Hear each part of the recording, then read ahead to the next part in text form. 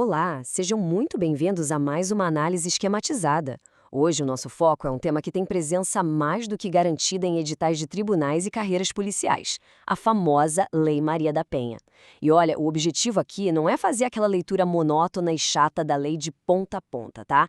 A ideia é entregar uma revisão visual bem dinâmica, cheia de macetes e focada direto naquelas pegadinhas clássicas das bancas examinadores. É um roteiro super estratégico para garantir pontos preciosos no dia da prova. Vamos lá? Para dar aquela aquecida nos motores, vamos começar com uma questão clássica. Verdadeiro ou falso? A Lei Maria da Penha é aplicada com base no sexo biológico da vítima. Parece até fazer sentido numa leitura mais apressada, né? Mas é aí que mora uma das maiores armadilhas do direito penal especial. Daqui a pouco a gente responde isso de forma definitiva. O nosso roteiro de estudos de hoje vai cobrir 1. Premissas e aplicação. 2. As 5 formas de violência. 3. Medidas protetivas e prazos. 4. O crime de descumprimento. 5. Proibições e pegadinhas. E, por fim, 6. A nossa revisão estratégica final. Perfeito. Começando pelo número 1, premissas e aplicação, a base de tudo. Entender a base de aplicação dessa lei é literalmente o que impede a gente de perder pontos de bobeira em questões teóricas. E já respondendo àquela nossa pergunta inicial, a afirmação era completamente falsa. A aplicação da Lei Maria da Penha não tem nada a ver com critério biológico, mas sim com o gênero. A lei é super clara nisso. A violência tem que ser baseada no gênero, e as relações pessoais independem de orientação sexual. Essa é a grande palavra-chave que os examinadores adoram trocar por sexo biológico só para confundir a cabeça dos candidatos. Passando para o número 2, as 5 formas de violência. A lei traz, lá no artigo 7º, 5 formas bem específicas de violência. Temos a física, que afeta a integridade ou a saúde corporal. A psicológica, que causa dano emocional ou envolve controle das ações. A sexual, que tem a ver com coação ou limites reprodutivos. A patrimonial, que é tipo retenção ou destruição de bens e documentos. E a violência moral. É absolutamente crucial ter essa listinha na cabeça, porque as bancas amam criar historinhas e pedir pra gente classificar o tipo exato de violência. Isso ilustra perfeitamente a maior armadilha dessa parte da matéria. As bancas adoram, mas adoram mesmo, misturar violência moral com a psicológica. Mas o macete é simples. A violência moral está estritamente ligada àqueles crimes contra a honra do Código Penal, sabe? Calúnia, difamação e injúria. Já a violência psicológica é muito mais ampla. Ela envolve chantagem, isolamento, vigilância constante. Então, falou em xingamento ou ofensa à honra? É moral. Falou em destruição da autoestima ou controle de comportamento? Aí é psicológica. Não tem como errar. Agora o número 3, medidas protetivas e prazos. Muita atenção a esses números agora, porque prazos literalmente despencam em provas. O rito processual aqui exige uma rapidez absurda. Funciona assim. Feito o registro, a autoridade policial tem um prazo de 48 horas para remeter o pedido da vítima para o juiz.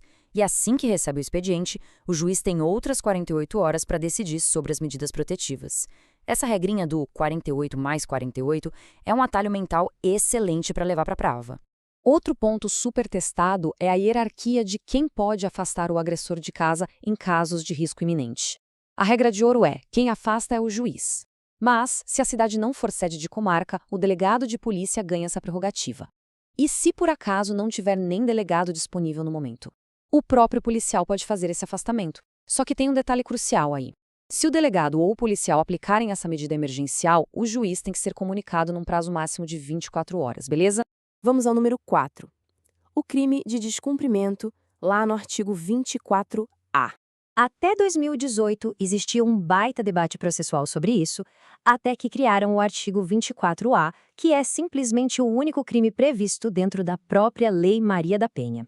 E aqui tem um alerta de pegadinha fortíssimo, principalmente para quem foca em carreiras policiais. Se um agressor é preso em flagrante descumprindo uma medida protetiva, o delegado lá na delegacia pode arbitrar fiança para ele?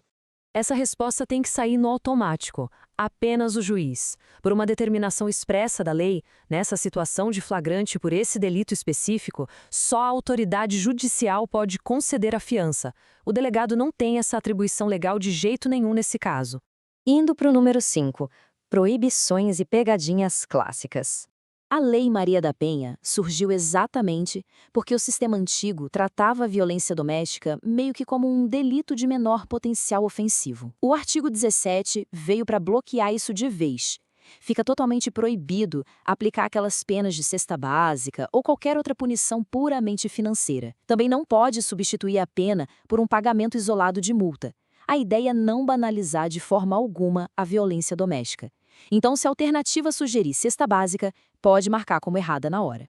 E para fechar as portas para qualquer tentativa de suavizar o processo, a súmula 536 do STJ bate o martelo dizendo que os institutos da Lei dos Juizados Especiais, como a suspensão condicional do processo e a transação penal, simplesmente não se aplicam aos crimes da Lei Maria da Penha. É para gravar e não esquecer.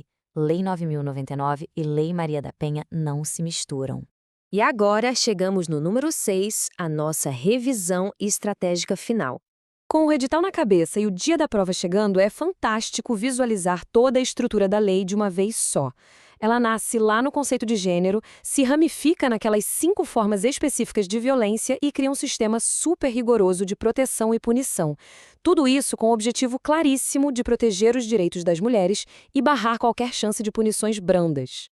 Então, para consolidar de vez, aqui vão 5 pontos de retenção imediata. 1. A lei é baseada no gênero e não na biologia. 2. Saiba diferenciar a violência moral da psicológica, lembrando sempre dos crimes contra a honra. 3. Grave a regra das 48 horas para a polícia e para o juiz, mais as 24 horas para avisar o juiz sobre o afastamento imediato. 4. Fiança no flagrante do artigo 24A é exclusividade do juiz. E 5. Esqueça totalmente os benefícios da Lei 9.099. Entender a lógica por trás de todas essas restrições deixa a vida muito mais fácil na hora de gabaritar direito penal especial. E, sabendo quantos examinadores gostam de distorcer conceitos de gênero ou misturar esses prazos, fica a reflexão pra gente. Quais outras leis especiais que estão lá no edital também não escondem armadilhas processuais parecidas, só esperando o dia da prova chegar? Fica o convite para aplicar essa mesma visão estratégica nos próximos estudos. Bons estudos e até a próxima!